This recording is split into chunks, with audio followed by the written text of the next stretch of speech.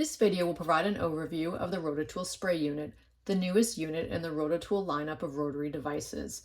This unit allows you to control dust and heat generation with fine mist atomization. This fine mist allows the dust to be dampened as well as the work area to be cooled.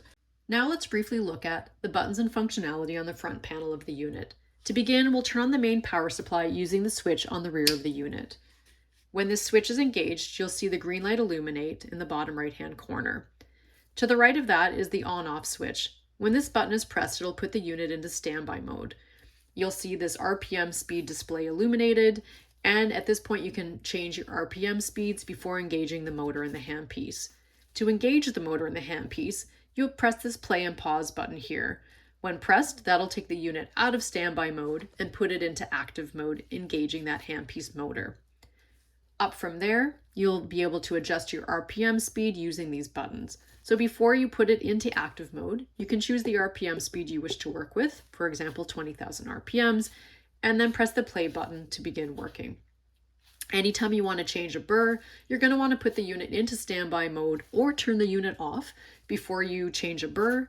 But this play and pause button is just a great way, great safety feature to allow you to change RPM speeds in that standby mode, change burrs, briefly pause treatment in a really easy way. Over from the RPM speed adjustment, you're going to find your spray button. This will engage the spray on the handpiece, and you can adjust the intensity of the spray, which is a great feature with this unit. Turning this knob easily from the lowest intensity of spray all the way up to the highest intensity, and lots of adjustment in between.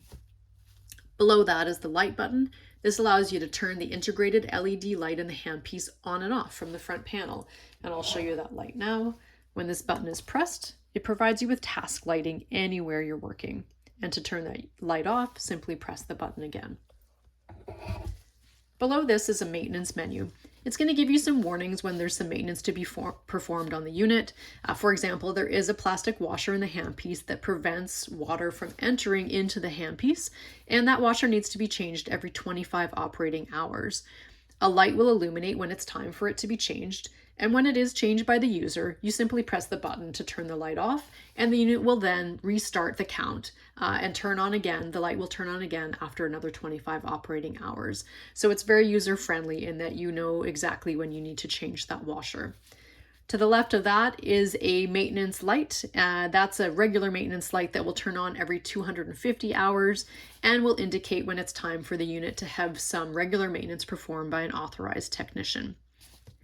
To the left of that are 3 memory buttons. These buttons can be used to store RPM speeds that you like to work with. So you can store up to 3 RPM speeds, and it's really easy to work with. Simply set your RPM speed, click and hold, and when that light stops flashing, your RPM speed is stored. So for example, if we also wanted to store 30,000 RPMs, we would just adjust the RPM speed to that, press the next memory button, it'll blink briefly. Once it's back to the solid light, that memory setting is stored for future use. Now let's look at the spray functionality of the unit. This here is the container that will hold the water for the unit, noting that you must only use distilled or demineralized water. It is not an option to use tap water, as you'll get buildup of minerals and deposits in the handpiece that will clog and or corrode or damage the handpiece. So you must only use distilled or demineralized water. The container shows you the max line to fill it, and I'll show you the compartment where that goes. I'm just going to turn the unit here so you can see better the inside here.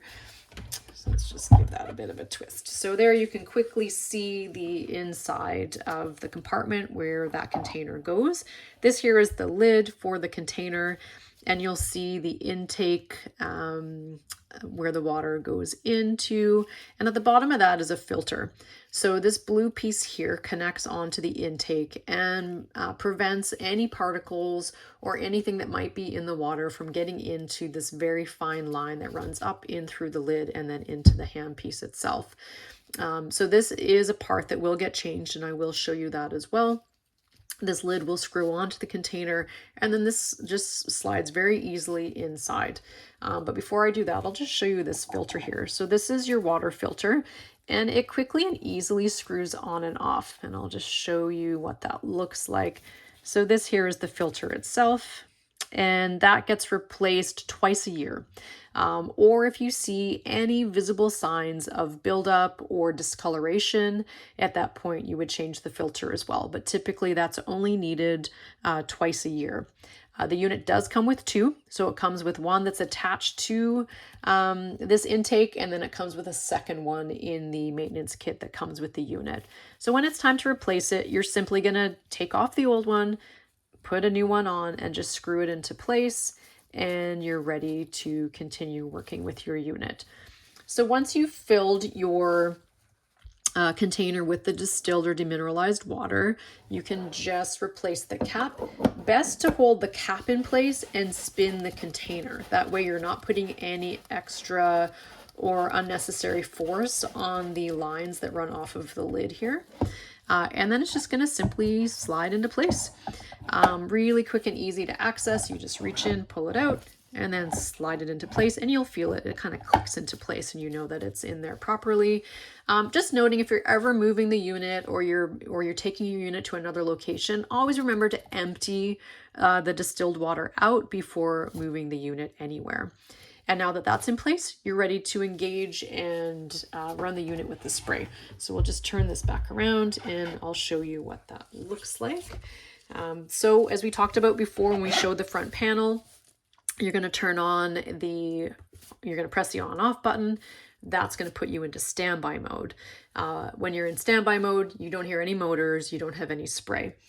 I'm going to take the handpiece out, and there's just this tiniest little hole here. I'm not sure you're going to be able to get that on the camera, but that's where the mist comes out. It's a really, really fine mist, which is part of the benefit of the Rotatool spray unit. It's the finest mist on the market of any of the spray units, which is it's just a much cleaner spray experience for you as the practitioner as well as for the client, and that it's just not it's not big water droplets that are going to spray onto the side. It's going to be a really fine mist, which is going to be cooling, and it's going to dampen down the dust.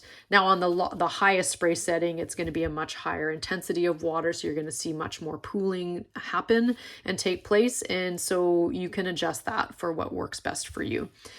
So once you're in the standby mode, and you have your handpiece, you can then press play. And it is going to get loud here for a minute, in that when the pump first engages, you're going to hear the pump noise, which is quieter than a suction.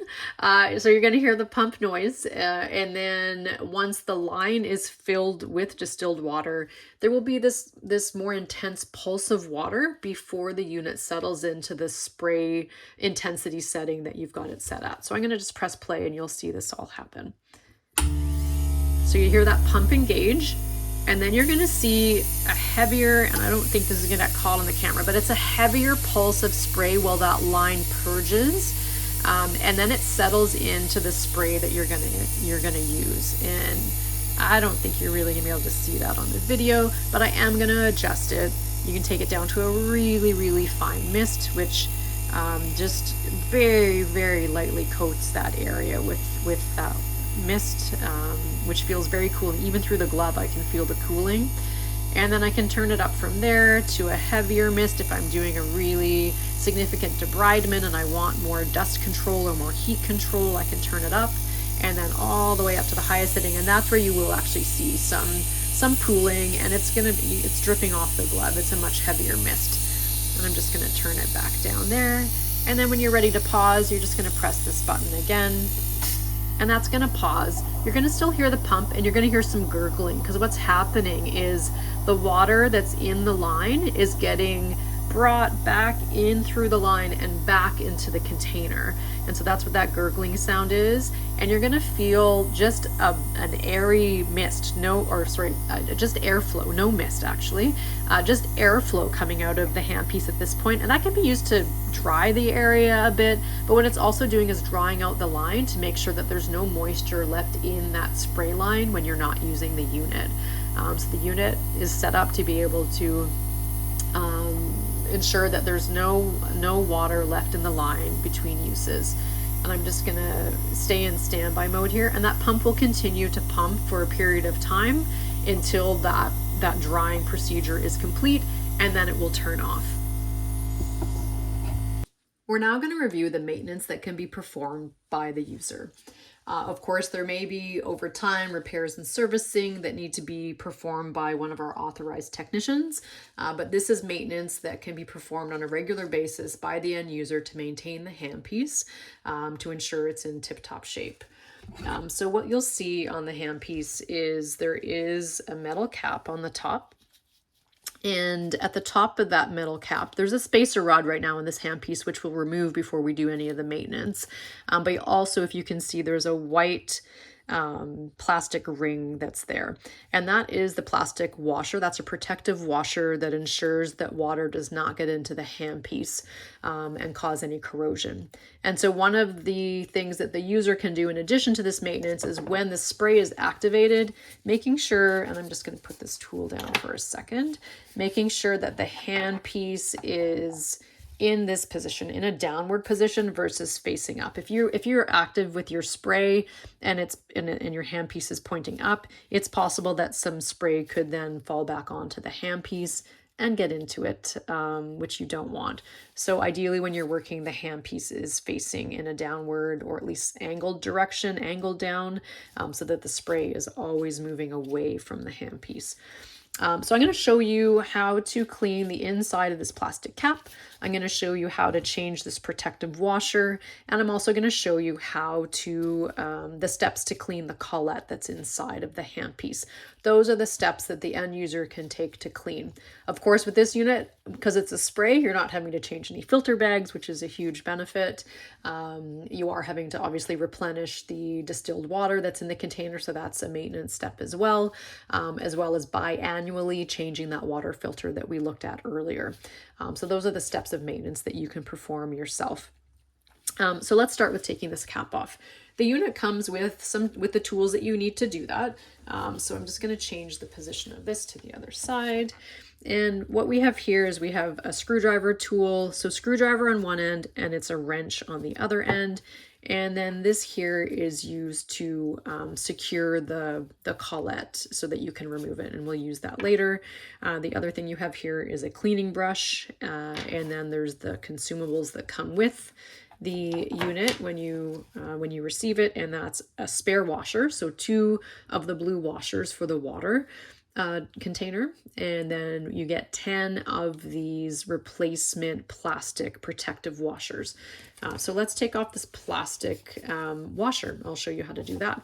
So you're going to start by using this wrench tool. You're going to actually initially, very first thing, you're going to push this button forward, and that's going to allow you to remove the spacer rod. So when you push this white button forward on the handpiece, that releases the chuck and allows you to remove your burr, in this case, remove the spacer rod. So we definitely want that out when we're going to do this maintenance. Always hang on to this metal spacer rod because there should be a spacer rod or some sort of spacer in the handpiece when the handpiece chuck is in the locked position. Right now it's open, but when that, for example, if I put that back in and I close this chuck, there's a clamp in there that's clamping down on that metal piece. And if you don't put something into the handpiece, it allows that clamp to over clamp, and then it will make it very difficult to get your burrs in and out.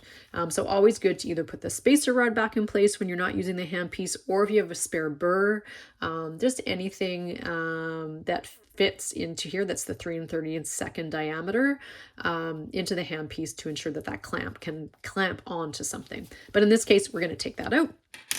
We're going to use this wrench piece to remove this plastic cap, and there are 2 flat sides on the wrench, and they line up with flat sides on this cap here. And then you're just going to rotate to the left here, and I apologize, this one's a new one, it's tighter than usual, and so that just gave us a little bit of rotation, and then you can use your hands to take it off. And so this is the inside of that metal cap, and you can see that washer there. I'm just going to use a small little screwdriver here just to push this white cap out. You could use a black file, you could use another tool just to give a little bit of pressure, and that's just going to pop. I'm sorry, I'm going to use the other end here. It's just going to pop that white cap out of there. So you just give it a good push, and that white used protective washer is going to come out. We're going to dispose of that. We're going to grab a fresh one, and we're going to put it back in. So to put it back in, you'll notice when you have it in your hand that one end is a little bit more narrow than the other, and that's the end that's going to push back in to that plastic that plastic cap that's going to push into the metal cap here, and it's reseated and ready to use again. So that's all you're going to do is just a quick in and out on that, and then that's ready to be replaced. But when you get that plastic cap out, it's good to take a moment just to look inside the cap. Is there any buildup of dust? If so, you can use this brush to remove it. So you can get in there with this brush, give it a good clean out. Because it's a spray unit and not a suction, you're going to get less of that dust buildup than you would get if it was a suction unit. But you still could have some debris or some residue. Or for example, you've missed changing this protective washer and it started to wear down, you could get some moisture inside as well. So you definitely want to dry out and clean out any buildup, any moisture that's in that cap. You can set that aside. And then once that cap's off, you've exposed the handpiece and the collet. Being a spray unit, there's some extra protective parts in here to ensure that there is no water that gets inside the handpiece. So just take a look, see if there's any moisture buildup, if there's any that's gotten in there. You can wipe that out with a lint-free cloth of some kind. You can use the brush to remove any debris that may have built up. And then this collet can be removed and cleaned as well. So to remove the collet, you're going to use two tools. You're going to use this wrench and screwdriver, and you're going to use this, this nut here to hold this in place. So we're going to... This just slides on. Again, there's two flat edges that are going to be difficult to see, but just twist it until it seats properly. And then use your index and thumb to hold that in place. And then you're going to use the screwdriver end, which will go into the grooves of the collet. And again, you'll feel that slide into place. And then you're going to rotate it counterclockwise 10 to 15 times until that loosens your collet. And so you have to anchor it with this piece here, otherwise it will just keep spinning and rotating. And so once you've spun it with the screwdriver, you can take that piece off and you'll see that the collet is much further out. And now you can just use your fingers to take that collet out and you can wash it. So give it a good clean. You can soak this in isopropyl alcohol for a brief period of time, 30 seconds or so, up to a minute, and then take it out. Ensure that it's completely dry before it's reseated. Don't let there be any moisture on that collet before it's reseated. The very bottom shaft of this collet here should be lubricated with an instrument lubricant, such as a Miltex. There's other brands of lubricant as well. Just put a little tiny bit of that lubricant on your fingers and just very lightly coat that bottom section of the collet before it gets reseated. And then you're just going to reverse those steps. You're going to just push it in with your fingers, and then you're going to take this nut piece to anchor it. So again, it's going to slide into place once those grooves are lined up. So there it is. You're going to anchor that with your thumb and your index finger. You're going to take the screwdriver end and seat it into the collet. You'll feel it slide into place, and then you're going to rotate clockwise this time to tighten the collet. And we just want hand pressure. We don't want to wrench it into place. We don't want to put too much force on it. You'll feel it when there's a bit of resistance. That's all that's needed. So you'll know that it's in place once you feel that resistance. Remove the screwdriver, take that anchoring piece off, and your collet is reseated, cleaned, back in place. And then we're going to put this cap back on. You can use just your hands to do that to start. And then you can give it a gentle tightening with the wrench end of this piece. Line up those flat ends, twist it until you feel that resistance, and you're all set and ready to use your handpiece. So I'm just going to put, if I had a burr I was going to use, I could put that in place. But what I'm going to do is put this metal spacer rod back in before I close the chuck. So reseat that metal spacer rod, push that in until it's completely in there, until you can't push it in any further, and then you're going to lock that in place. And once that this button here is pushed in the back position, that clamps that metal spacer rod in place, just like it would do with a burr. In addition to the user-performed maintenance, there's also regular maintenance to be performed on these units, and it's recommended to have that done every 250 operating hours. And you'll see on the front panel of the unit over here where you see the symbol of the wrench, a light will come on when you've reached that 250 operating hour point, and that's indicating that it's time for the unit to go in and be sent in for maintenance to be performed by an authorized Rotatool technician. And what they'll do there, they'll replace some of the high use parts or high wear parts in the handpiece. They'll do an overall cleaning of the unit, check to make sure the spray pump is working. They have a checklist of items that they'll perform, or maintenance checks they'll perform on the unit to make sure it's working properly. And so that's, as I said, something that should be done every 250 hours or so of operating hours. So just something to keep in mind over the lifespan of your unit to keep it in good working order. It's important to follow that maintenance schedule to ensure that your unit is always in top form. The other thing to think about is the consumables with this unit. So it's a spray unit, not a suction unit, so you don't need to be replacing any filters, as I've mentioned. No suction filter bags anyway, but there is this blue water filter that I showed you previously. So the two consumable products for this unit are that filter.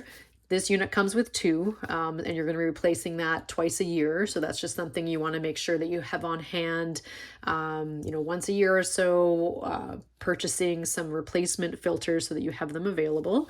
And then these very small white plastic protective washers. So you get one in the handpiece that comes with the unit, and then you get 10 extras, and those are replaced every 25 operating hours.